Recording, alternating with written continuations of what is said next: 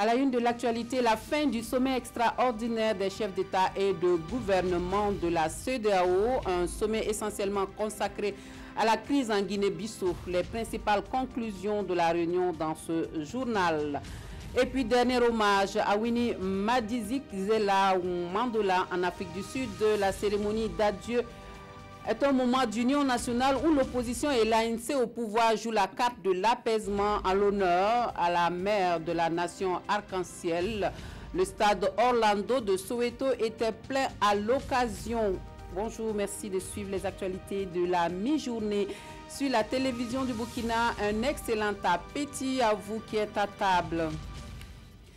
Cela dit, Aristide Gomes, futur Premier ministre de la Guinée-Bissau, c'est le nom donné par le président José Mario Vaz au chef d'État et de gouvernement de la CEDEAO, réuni hier à Lomé pour une session extraordinaire. Le sommet consacré à la crise bissau-guinéenne évoque aussi la situation sécuritaire dans l'espace communautaire. Suivons les principales conclusions de la réunion avec nos envoyés spéciaux dans la capitale togolaise, Mathias Drabo et Olopoda. Dans la capitale togolaise, les chefs d'État et de gouvernement de la CEDEAO n'ont pas voulu que leur session extraordinaire soit un sommet de plus. Ils ont décidé de donner un nouveau souffle aux accords de Conakry en adoptant des mesures fortes. Et à la sortie de leur huis clos, qui a duré plus de 5 heures d'horloge, le président José Mario Vaz annonce enfin la nomination d'un Premier ministre de consensus par décret le 17 avril prochain. Et le choix est porté sur Atidé Aristide Gomes. Autre décision, pas des moindres, l'ouverture du Parlement et la tenue des élections législatives pour le 18 novembre 2018. Jusque-là, il y a eu une succession de premiers ministres, mais c'est des premiers ministres qui n'ont pas eu l'aval de l'Assemblée nationale populaire de Guinée-Bissau. C'est-à-dire qu'ils n'ont jamais réussi à faire voter un budget, à eux-mêmes se confirmer d'abord, et le dernier même n'a même pas réussi à former un gouvernement. Et donc, aujourd'hui, c'est un pas important, et surtout qu'il y a des élections qui se profilent. Donc, c'est un grand succès, et c'est une crise dont la résolution est assez importante pour le Burkina, d'autant plus que, vous savez, le Burkina a toujours un contingent là-bas en Guinée-Bissau, composé de 140 hommes. Maintenir le dialogue pour une stabilité en Guinée-Bissau, les chefs d'État et de gouvernement confortent ici leurs convictions et prolongent la mission du comité de la CEDEAO dans ce pays jusqu'au 30 juin prochain. Le rendez-vous de Lomé ne s'est pas limité à la seule question de la Guinée-Bissau. La situation sociopolitique au Togo a été discutée. Les chefs d'État préconisent une résolution pacifique et désignent les présidents Nana Akufo du Ghana et le professeur Alpha Condé de la Guinée en qualité de facilitateurs de la CEDEAO. Les décisions prises au niveau de la CEDEAO sont répercutées au niveau de l'Union africaine et au-delà, au niveau des Nations Unies. Donc, c'est assez important que la CEDEAO apporte son soutien au G5 Sahel. C'est déjà le cas, puisque la CEDEAO était présente à la réunion des partenaires à Bruxelles. Et maintenant, on pense à une aide ou un partenariat plus poussé. Sur la question de la lutte contre l'insécurité, la conférence de Lomé apporte son soutien au G5 Sahel tout en condamnant les attaques terroristes enregistrées au Burkina Faso, au Mali et au Niger. Suivons à présent la réaction du président du Faso sur les conclusions de cette session extraordinaire de la CEDEAO à Lomé. Il est ressorti que ce sommet a été une véritable avancée dans la résolution de la crise en Guinée-Bissau, dans la mesure où le président Vaz a prévu de nommer un Premier ministre mardi prochain. Deuxièmement, l'Assemblée nationale va tenir ses premières sessions pour pouvoir désigner le président de la CENI. donc pour organiser les élections à venir, et les membres. Et enfin, la date est fixée au mois de novembre 2018 en ce qui concerne les élections législatives. C'est pour dire que cela a été possible grâce à une grande concertation qui a eu lieu entre les partis politiques, la société civile, les religieux qui se sont impliqués. Et je dois dire que c'est un véritable succès. Devons-nous, au regard de la bonne volonté qui est développée par la Guinée-Bissau, lever les sanctions qui ont été déjà prises? Là, je dois dire que notre réponse globale au niveau des chefs d'État était de dire que nous sommes déjà certainement dans des intentions qui ont été prises, mais il faut attendre que les actes soient posés avant que nous puissions réexaminer éventuellement la question des sanctions qui ont été prises, ciblées, qui ont été prises comme certaines personnes à Guinée-Bissau. Ce que nous souhaitons en tout cas, c'est que les décisions et les informations que nous avons reçues à ce sommet permettent véritablement dans les prochains jours à la Guinée-Bissau de s'engager dans un processus démocratique qui permettra donc au fur et à mesure de mettre une nouvelle instance sur la base d'un vote électoral transparent et qui permette aux différents partis d'y contribuer. Les propos de Roch-Marc Christian Kaboré sont recueillis pour nous par nos envoyés spéciaux Alomé Mathias Drabo et Olo Poda, le président du Faso qui poursuit son voyage en Arabie Saoudite. Et à ce propos, ce communiqué, le président du Faso veut renforcer la coopération militaire avec l'Arabie Saoudite. Sur invitation des autorités saoudiennes, le président du Faso, Roch-Marc Christian Kaboré, prendra part le 16 avril 2018 à Daman, en Arabie Saoudite, à la clôture d'exercices militaires dénommés Bouclier commun du Golfe.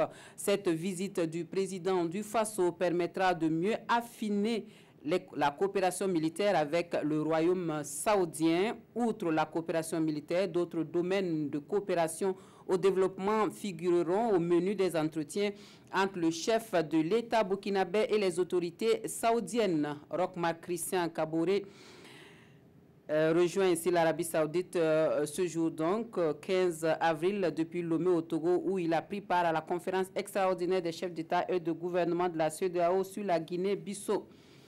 Suite de ce journal au Burkina Faso, le mouvement pour la culture de la paix et l'amour de la patrie dit être préoccupé par l'insécurité persistante dans le pays, et cela dû aux attaques qui endeuillent les familles et ébranlent l'économie nationale. Le MPAD fustige ainsi le comportement des Burkinabés qui, selon lui, met à mal la paix sociale, d'où son appel à l'union et à la solidarité pour vaincre le terrorisme. Le mouvement a confié tout cela à la presse. On suit le reportage de Paul David Bambara et Bouma Ernest Nebi. Le mouvement pour la culture de la paix et l'amour de la patrie, MEPAP, donne sa lecture de la situation nationale. Selon le MEPAP, la situation de Burkina est préoccupante et il en veut pour preuve les différentes attaques terroristes sanglantes que le Burkina a vécues ces derniers jours et l'insécurité ainsi que la psychose qui règne actuellement au nord du pays. Préoccupante parce que si vous regardez, on a chaud partout, surtout quand on regarde au niveau des attaques là. Chaque jour, quand tu t'assois et tu vois quelqu'un qui est assis dans sa mosquée, on le tue, ou bien un élève dans son école, on ne peut pas dire que la situation n'est pas préoccupante. Mais il n'y a pas lieu de s'alarmer car des solutions peuvent être trouvées selon le MEPAP, pour qui la seule puissante arme de lutte contre le terrorisme au Burkina reste l'union sacrée des Burkinabés. Pour cela, il invite tous les Burkinabés à être solidaires et à éviter les propos va-t-en-guerre. Elle n'est pas alarmante parce qu'il y a des réponses qui sont en train d'être faites. Mais il y a des réponses que nous attendons de tous les citoyens qui, à travers la cohésion, l'amour pour la patrie, nous allons changer la donne, ça c'est sûr. Nous allons changer tout et le Burkina sera un Burkina prospère et radieux, comme nous le souhaitons. Il ne faut pas surtout que les Burkinabés perdent espoir. Si nous perdons espoir, l'ennemi va gagner. Or, je sais que le peuple intègre burkinabé met dans la main, là. Nous allons tout convaincre. Il n'y a même pas de débat, nous sommes certains. Donc, perdons pas espoir, peuple de Burkina Faso. Restons solidaires, unis et main dans la main, nous vaincrons. Le mouvement pour la culture de la paix et l'amour de la patrie envisage les jours à venir des tournées à travers le Burkina pour sensibiliser les populations sur l'importance de la cohésion sociale et la culture de la paix. des tournées qu'il compte entamer par la région du Sahel. Le Congrès pour la démocratie et le progrès remobilise ses militants et sympathisants pour la reconquête du pouvoir perdu en 2014. Les responsables du CDP sonnent le rappel des troupes dans le Houé et confient les rênes de la section provinciale du parti à Christophe Sanou. On voit tout cela avec Moumouni Barou. Le CDP, Congrès pour la démocratie et le progrès, déroule sa machine de reconquête du pouvoir en 2020. Ainsi, pour y parvenir, le président du parti, Edi Komboigo, a décidé de faire le tour du pays pour galvaniser les militants et installer également les responsables des structures. Dans la province du Houé, donc, c'est Christophe Sanon qui est désormais chargé de coordonner les actions du parti CDP. Edi Komboigo, dans son allocution, a exhorté les militants de son parti à rester soudés et surtout à œuvrer pour la paix.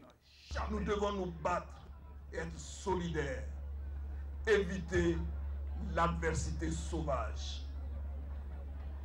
Un militant du CDP est un militant de paix. Un militant du CDP est un militant du pardon. Donnez l'exemple. Donnez l'exemple où vous êtes. En prélude au congrès du CDP qui va se dérouler à Ouagadougou du 5 au 6 mai prochain, le président du parti a souhaité la mobilisation totale des militants pour le grand retour du CDP. Autre point de l'actualité, enfin, de l'espèce sonnante et trébuchante pour les porteurs de projets retenus par le 3e appel à projet du Fonds d'intervention pour l'environnement. 197 projets donc sont financés à hauteur de plus de 2 milliards de francs CFA. On suit la remise symbolique des chèques qui a lieu à Bobo-Dioulasso et cela en présence de Biloudou Bazongo et Amadou Lugué. Des mois d'attente, enfin la moisson. Le Fonds d'intervention pour l'environnement récompense à Bobo-Dioulasso les porteurs de projets retenus par le 3e appel à candidature. Ce projet vient en appui déjà à la politique de préservation, en tout cas de cette ressource naturelle que nous avions, le marigot Houé.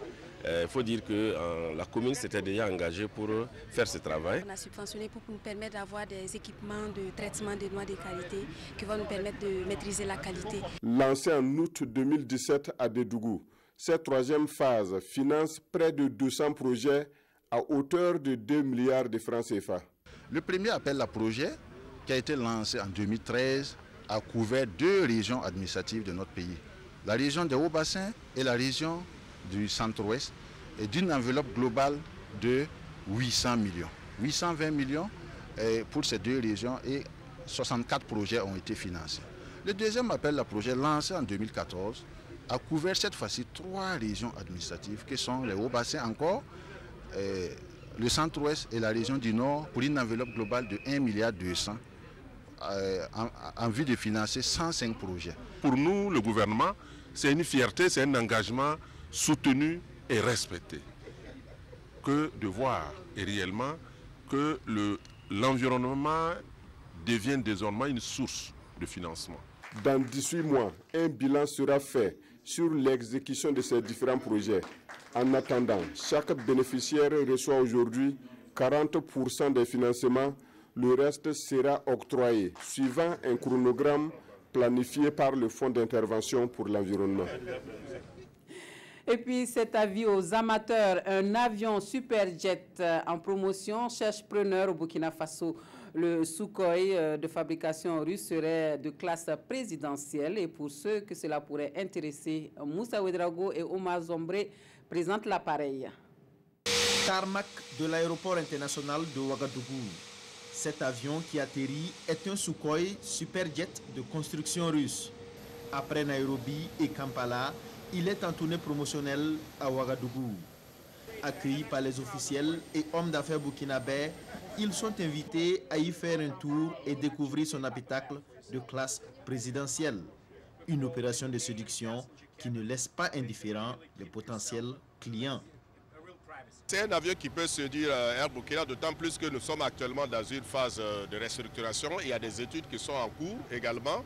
pour essayer de déterminer le type de flotte que nous allons utiliser dans les années à venir. Donc je pense que ce modèle répond bien un peu à nos attentes. Nous avons pris donc connaissance de l'avion, ils nous ont donné les spécifications techniques, mais aussi ils nous ont donné les faveurs au niveau commercial pour un pays comme le nôtre. Parce qu'ils sont appuyés sur l'État russe et nous aussi, Air Burkina est appuyé sur l'État burkinabé.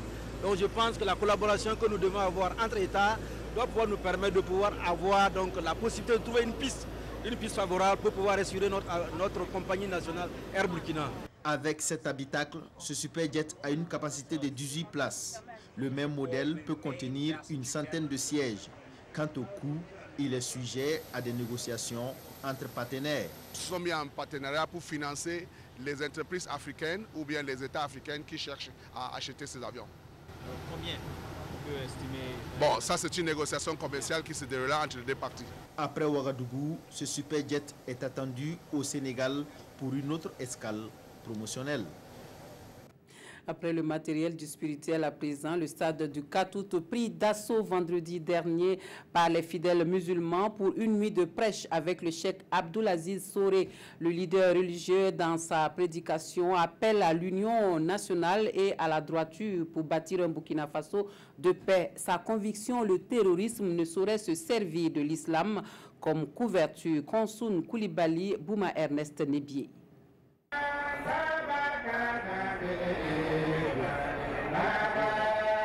Le ditanier en arabe pour entamer la nuit de prêche du cheikh Abdoulaziz Soré. Nous sommes au stade du 4 août.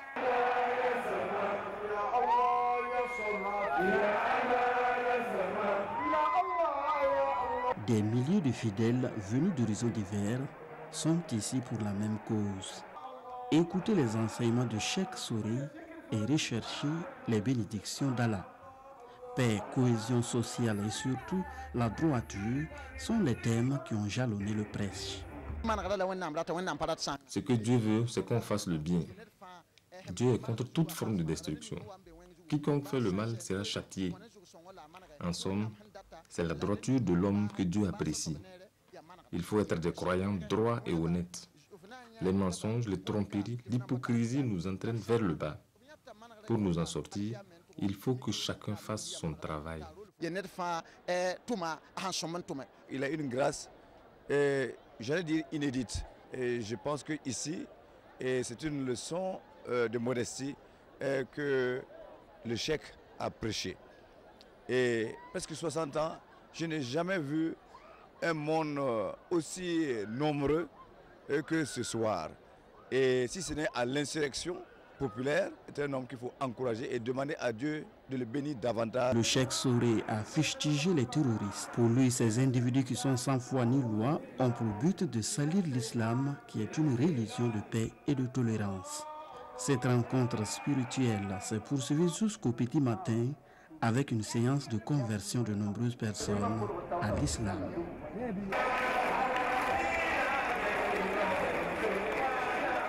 Un mot de culture à présent avec le Festival du Nord qui referme ses portes avec le sentiment du devoir accompli et en hommage à Salifou Diallo, le prix qui porte le nom de l'ancien président de l'Assemblée nationale décédé connaît une augmentation selon la volonté de l'actuel chef du Parlement burkinabé, parrain de l'édition 2018 de Festi Nord. La culture gagne une fois encore le pari d'être le levier du développement durable au Burkina Faso. Les temps forts de la cérémonie de clôture du festival à Waïgouya avec Irénée Kaboré et Moussaki. La première édition du Festival du Nord s'achève avec ses grands gagnants et surtout avec l'engagement du président de l'Assemblée nationale. Alassane Bala Sankandé fait passer le prix d'hommage au président Salifou Diallo de 500 000 à 1 million de francs CFA. À son côté, des membres du gouvernement et des élus locaux, tous unanimes que la culture constitue aujourd'hui l'une des bases du développement du Burkina Faso. On a des divergences d'opinion sur les questions politiques et autres, mais quand il s'agit de la culture, là, on est ensemble. Parce que c'est ça qui forme le socle du Burkina Faso. C'est notre culture. Et nous ne devons pas délaisser cette culture. À l'heure des récompenses, la troupe Koumna Yargo de Djogoré décroche le prix Salifou Diallo en danse traditionnelle et repart avec un trophée et une enveloppe d'1 million de francs CFA. En chanson traditionnelle, Jérémy de Taonsugo s'adjuge la première place et reçoit le trophée plus la somme de 300 000 francs CFA. Le lycée Tiltaba de Waiguia remporte le premier prix en ballet. Il gagne le trophée plus la somme de 200 000 francs CFA. C'est toujours œuvrer la cohésion au niveau de la jeunesse, surtout de la région du Nord. Les gens ont adhéré à l'idée, donc c'est déjà un bon pas pour nous. Nous sommes vraiment satisfaits, satisfaction totale. La présence scénique, la créativité et la valorisation du patrimoine culturel de la région sont entre autres les critères de notation. La première édition du Festival du Nord a connu la présence de 15 troupes et 7 établissements scolaires. Tous ont reçu des sommes d'encouragement de la part du président de l'Assemblée nationale. Et dans l'actualité internationale, l'Afrique du Sud rend un dernier hommage à la mère de la nation arc-en-ciel. La cérémonie d'adieu à Winnie Madikizela Mandela, décédée le 2 avril dernier, a lieu au stade Orlando de Soweto d'une capacité de 40 000 places.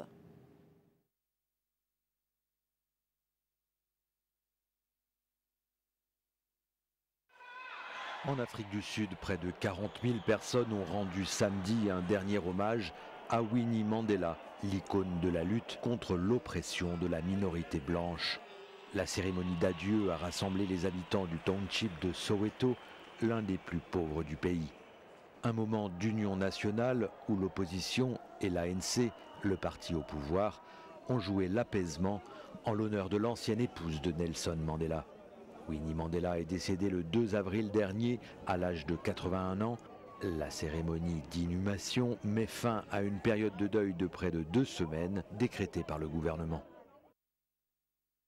Cette vague de critiques à travers le monde sur les frappes de la coalition menée par les États-Unis, la France et le Royaume-Uni en Syrie. Des voix s'élèvent aux États-Unis mais aussi en Europe pour contester cette action militaire. Les frappes aériennes en Syrie n'ont pas seulement été critiquées par l'Iran et la Russie. Samedi aux États-Unis, des Américains ont manifesté à Chicago. À l'instar du sénateur Chuck Schumer, des voix se sont élevées pour s'inquiéter des risques d'escalade militaire en Syrie. La démocrate Elizabeth Warren a mis en garde Donald Trump. Si le président américain devait étendre l'intervention des États-Unis en Syrie, il lui faudra l'aval du Congrès. Quant à la chef de file des démocrates à la Chambre des représentants, elle a mis en doute la stratégie américaine en Syrie.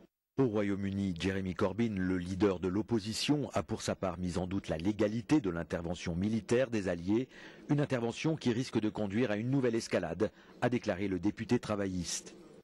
En France aussi, l'opposition est vent debout contre la participation de l'armée à ces bombardements. Le président des Républicains aurait préféré faire traduire Bachar al-Assad devant la Cour pénale internationale.